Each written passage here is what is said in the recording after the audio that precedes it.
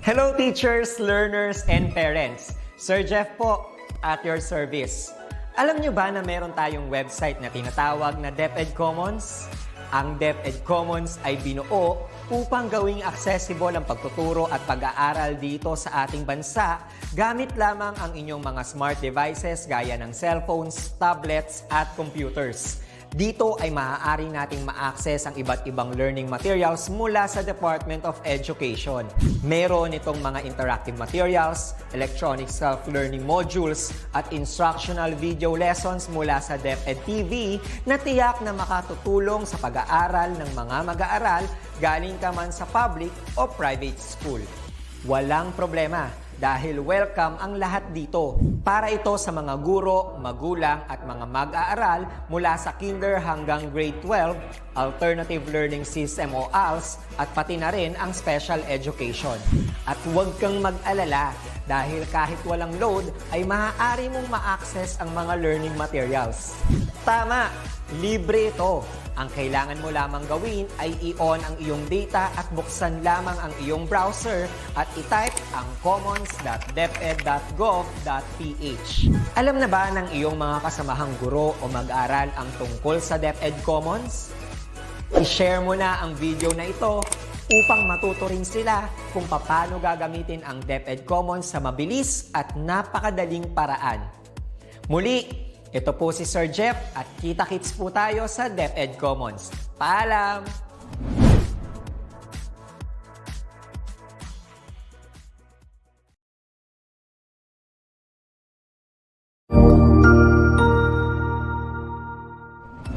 Magandang araw, Sir Wilbur po, at your service.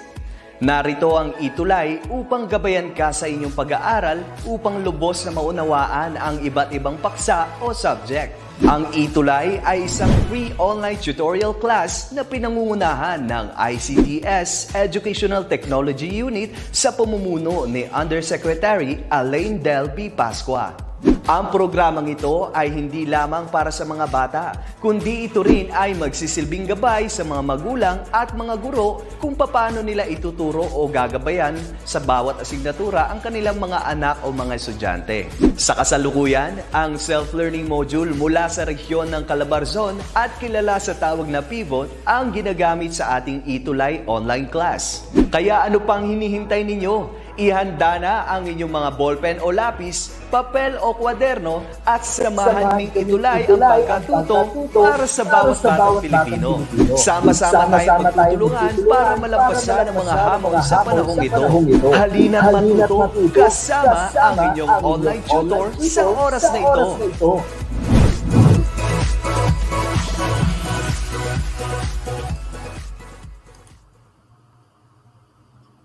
Hello again. Good morning. It's CSS time, no? So this will be our last topic for setup computer servers, no? So napag-aralan na natin yung pag-network, napag-aralan na natin yung pag-install. Sa ating quarter 4 week 6 setup computer server, ito na yung dulo, no? Nung dulo ng ating topic, which is ang gagawin natin ay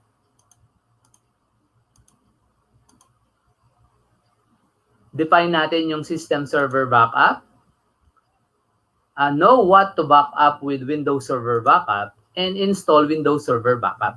So, ang target natin ngayon is how are we going to add those Windows Server Backup. So, before tayo mag-start, again, good morning sa mga magulang, sa mga teacher din na nanonood at lalong-lalo na sa mga estudyante natin, no? So si Pamintuan John Ray, si Sam Manalansan, Justin J na laging nakasubaybay sa ating CSS, no? TVL CSS. This time quarter 4 week 6 na tayo. Last time nagkaroon tayo ng konting tricks or tips about CMD and pag-check ng mga viruses sa ating flash drive. So this time, this will be our system server backup. Okay? So start na tayo. What is Windows Server Backup? No? Ano nga ba to? So Windows Server Backup is a built-in component of Windows Server 2008 R2 Revision 2 that consists of a Microsoft Management Console or tinatawag nating MMC, snap-in command line tools, and Windows PowerShell CMDlets, no? So yan yung mga built-in o built-in components na kasama doon sa ating Windows Server Backup. Ayan. So, next natin, a Windows Server Backup is just like a predecessor anti-backup o Windows Server 2003 provides a complete solution for your day-to-day backup and recovery needs. Ayan. So, good morning din kay Mark Roque na naka-tune in na sa atin. So, kung gusto mong magkaroon ng everyday backup doon sa server mo, you need this Windows Server Backup. Bakit ba kailangan natin ng backup? So, once a user or some computer clients nagkaroon ng problem with their computers and then they need the copy or they need the files na kaya kailangan natin ng backup. So, paano natin yon i-install? Paano natin yung gagawin? Ano nga ba, before tayo mag-install ng Windows Server Backup, ano nga ba ang mga pwede nating i-backup gamit yung Windows Server Backup? No? Ano-ano ang pwede nating i-backup? You can use Windows Server Backup to backup a full server. Pag sinabi natin full server, all volumes, yung volumes, yun yung mga drives, yun yung mga storage natin dun sa ating computer, no? So, ibig sabihin yung full server, we can backup selected list of volumes. Pwede ding kung alin lang ang gusto mong i-backup. Let's say, for example, kung naaalala ninyo yung folder redirection natin, kung gusto nyong i-backup yung desktop lang or yung drive nung nasa, kunyari yung drive C lang natin kasi nandun natin inilagay yung sa folder redirection wherein all the users automatically connect their documents, no? Doon sa ating desktop sa server. So yung nasa server na yon, kung gusto natin i-backup, pwede natin piliin yung volume ng desktop natin, which is most of the time it's the drive C. Yan.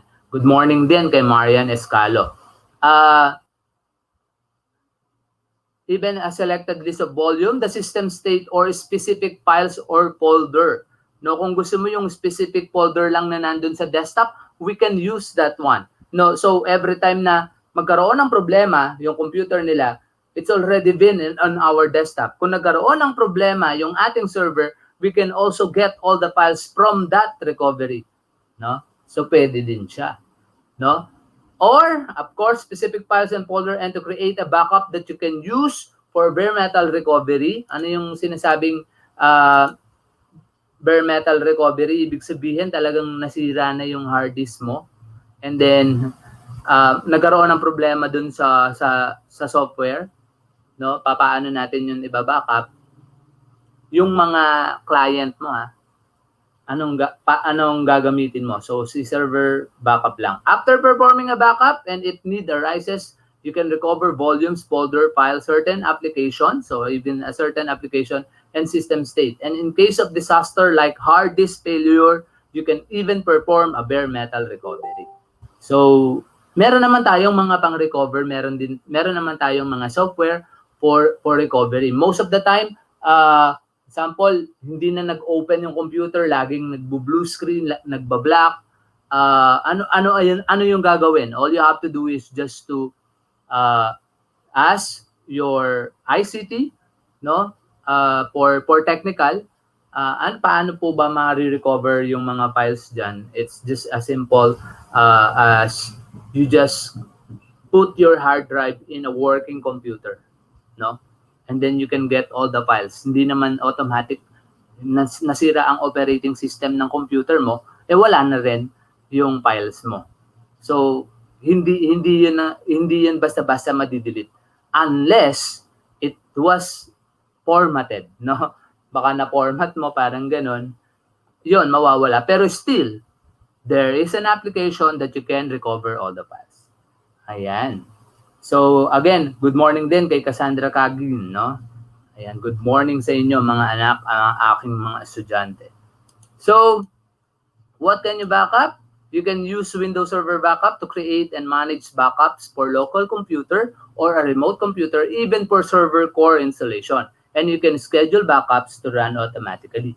Once you already have the server backups, you can schedule backups or manual mo makakapag-backup, no? Pwede mong manual i-backup yung mga files na gusto mo. So, meron akong ituturo sa inyo paano yun ini-install ngayong araw na to. So, napaka-importante ng backup lalo na sa isang kumpanya na talagang yung data nila, they need to have their backup files for, let's say for example, for the sales, for data collections na kailangan nila ng everyday reports. So most of the time they use this as a server backup para lang in case of something happen on the servers or in case of something happen on the client computers, they can still recover all the files as long as they set up correct, no, yung ating mga computers or yung server computer backups. Yan. So, installing Windows Server Backup. Paano nga ba yan ini-install? So, when you add the Windows Server Backup features and subordinate items, you also install the following tools. So, kailangan ma-install din natin yung mga ito. Number 1, Windows Server Backup, Microsoft Management Console, which is already discussed kanina. Yung MMC natin, snap-in. Then, WB admin command line tool. So, yung CMD, no? Napaka-importante niyan. Napaka-importante ng CMD, especially when troubleshooting, when cleaning your computers, etc. When arranging the files into proper location, si CMD, nandyan yung mga na-executable, we can run the executable command just to run specific tasks para lang mas maging maayos yung process ng computer natin. And also, Windows PowerShell, no? Even our Windows 10, hopefully, lumabas na din, mailabas na talaga yung Windows 11, kung naririnig nyo na siya. Windows PowerShell command let's for Windows Server Backup. No? Yan yung mga importante, yung mga command line, the MMC, the PowerShell. They are all very powerful in terms of backing up computers or recovering computers operating system.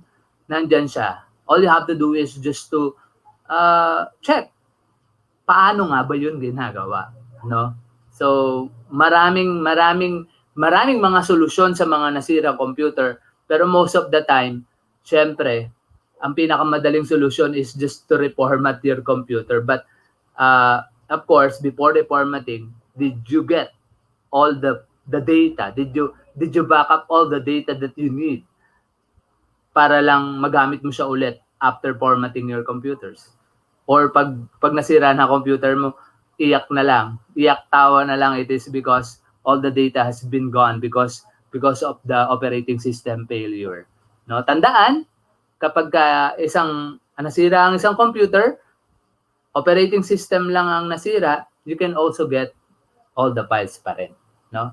Isang tip para masira man yung operating system, mas madaling makuha ang files, dapat naka-partition. Kung naalala niyo yung nag-install tayo before nung quarter 2, no? Nag-partition tayo ng hard drive natin.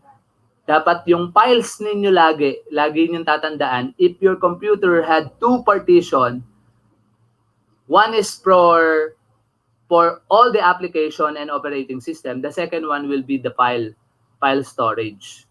Kung hindi ka gumagamit ng iyong cloud storage. So, ako kasi, from my computer, it is directly saved to the cloud, no? So, kung wala ka namang account na cloud, so mas okay na nagsisave ka on the other partition which is not belong to the application and operating system, no? Yun siya. So, yun yung importante sa mga pagba-backup. Okay. So, kung meron tayong kailangan na tatlo na yon, to install Windows Server Backup, you can use one of three methods. Meron tayong tatlong methods. Ano yung una? Una, using the server manager. We are all familiar with the server managers because using the server manager, we add different roles. No? The second one is using the server manager cmd.exe. It should be the command. It's the command, the server manager cmd. But the third one is the PowerShell, no? So it's also the same with cmd, pero yung itsura nila parang magkahawig, no? Pero magkaiba sila ng gamit. So good morning din, Camille. Camille Barrientos. So yun yung tatlo para makapag-install tayo ng Windows Server backup features. No, features yung gagamitin natin this time for backups, no? So paano nga ba? Using Server Manager, all you have to do is just to click the Windows logo on your server, then click the Server Manager. Then it will open the features, then click Add Features. No? Yung features na yun, mag-a-add tayo ng features, which is pagka-add nun, kailangan natin i-click yung Windows Server Backup Features. Yun yung kailangan natin. Anong kailangan natin doon? We need to check or select Windows Server Backup and command line tools. Yun yung sabi niyang importante na nandun. Yung mga yan. Bakit? Kasi sila yung mga another parang sub just to use the backup manually or by schedule, no? Yun yung ginagamit natin. Then after that, you just install, click install, automatically you already have the server backup. Ganun lang siya kasimple. So paano siya ginagamit? Magpipindot ka lang doon. Pag inopen mo siya, you just click yung mga server backups, and then yung sinasabi nga kanina na you can select different drives. Okay? So, pangalawa, anong gagamitin natin? Installing Windows Server Backup using Server Manager CMD. Ayan. So, sa mga gumagamit ng presentation, minsan kasi yung arrow, hindi ba kung nakikita niyo yung arrow, parang mas maliit. If you want to have the pointer, if you are using computer and mouse, all you have to do is just to long press, no? Click, hold, huwag niyo bibitaw para magkaroon lang kayo ng pointer. Parang tip lang pag nagpe-present at gusto niyo meron kayong parang highlighter. Ayan. So, click, tapos hold lang yung mouse, magkakaroon siya ng pointer na bago para mas ma-emphasize yung gusto nyong ipakita. Ayan, parang additional lang yan sa paggamit ng presentation. Ayan, good morning din kay Restine Lopez. Ayan, installing Windows Server Backup using Server Manager cmd.exe. Paano ginagawa? So using the Server Manager cmd.exe command, this is a command. It's easy, however, this command will be deprecated in future version of Windows. So, sa ibang version, pag sinabi nating deprecated, parang hindi siya nagagamit sa ibang version ng Windows natin, no? So, siyempre, saan to i-run? Saan to makikita? Makikita yan sa command prompt. And you need to use the run as administrator. This one. Okay? So, kailangan, pag gagamitin mo siya, since this is about backup, pag inopen mo yung command prompt, it's just a normal open. You need to give permission as administrator, no? So, pagka as a normal user ka lang, yung iyong computer ay ginamit mo lang as a normal computer or a normal user, ibig sabihin, hindi mo magagamit yung command na Server Manager CMD. So all you have to do is just to log in using your administrator account and then run as administrator yung command prompt natin. Okay? So, yun yung gamit. So, paano nila-run? Which is just the window logo, then type the CMD, then click the run as administrator. Yun yung pinaka-importante. So, paano siya? Paano siya ginagamit? Ano yung step natin using the Server Manager CMD? 1, open a command prompt window with elevated permission. So, pag sinabi natin, ito yung sinasabi ko sa inyong elevated permission, it's either you right-click, pero in a new version of our, in a new version of our Windows, meron na siyang run as administrator after the open, kagaya nung nakita nyo kanina. So, importante is, you run the CMD as administrator because this command, it's not a normal command on a CMD. They need the permission from the administrator. Yan. The second one, type Server Manager CMD -i backup -features. So, ibig sabihin, manually, we're going to install the backup features. The backup features ng ating Windows Server. And take note, it's not a case sensitive, yung command na yan. Pag sa CMD, it's not a case sensitive, importante, tama yung ating spelling. Ganun lang siya kasimple, no? Dalawang step lang para magamit mo yung sa CMD, no? Pangatlo, using the PowerShell, no? Installing Windows Server Backup using the PowerShell. Paano natin yun i-install? So, ang gagawin lang natin is, in Windows Server 2008 R2, PowerShell is installed by default. However, in order to install roles with it, you need to import the Server Manager module. So, ano yung itsura ng PowerShell? This is a PowerShell coming from Windows 10. It's not coming from Windows Server 2008 R2, which is we use in our in a class or even in a national certificate. Ito yung ginagamit, si Server 2008 R2. Pero yung PowerShell na yon, Windows PowerShell, ganyan yung logo niya, yung icon niya para sa PowerShell. Pero parang pag in-open mo siya, it's just the same with the CMD, no? Same with CMD, you need to run it as administrator. You need to log on your computer as administrator. You need to run the PowerShell as administrator. Again, it is because you're going to control. It's not just a normal command. No, you're going to install Windows Server Backup features. Okay. So next, paano nga ba natin i-install yon? All you have to do is just to open the Windows.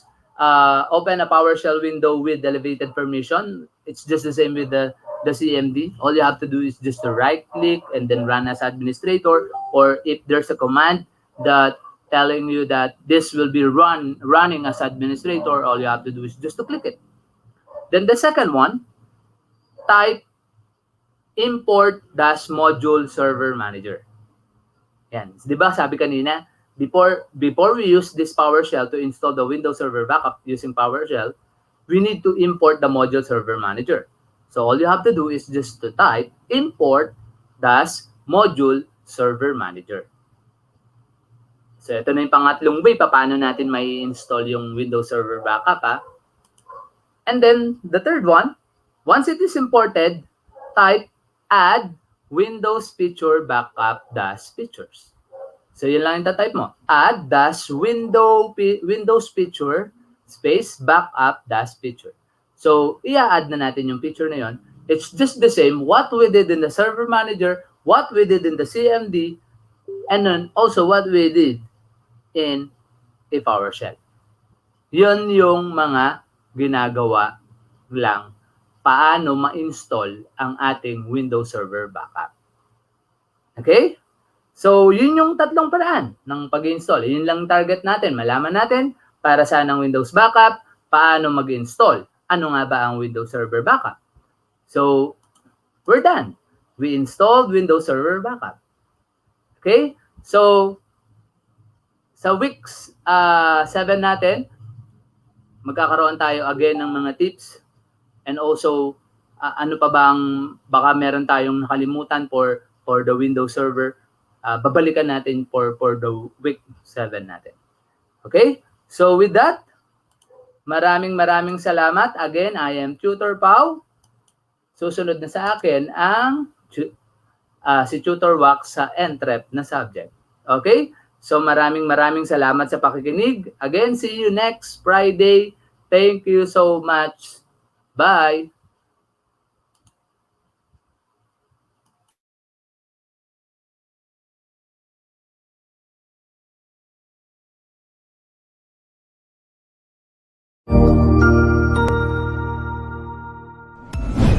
Sigurado ako na marami ka na namang natutuhan sa ating ETUlay tutorial session ngayong araw.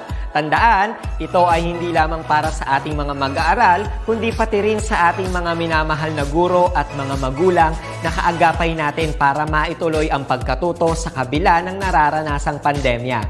Patuloy ding sumubaybay sa DepEd TV para sa mga araling ginawang video episodes. Mapapanood ito mula Lunes hanggang Sabado, alas 7 ng umaga hanggang alas 7 ng gabi sa inyong mga telebisyon. Abangan sa Lunes mula 1:00 ng tanghali ang iba pang aralin sa ating ETUlay free online tutorial session sa Science. I-like and subscribe at manatiling nakasubaybay sa ating ETUlay tutorial session sa DepEd Edtech Unit FB page at Educational Technology Unit channel sa YouTube at sa DepEd Tayo at DepEd Philippines social media accounts. Paalam!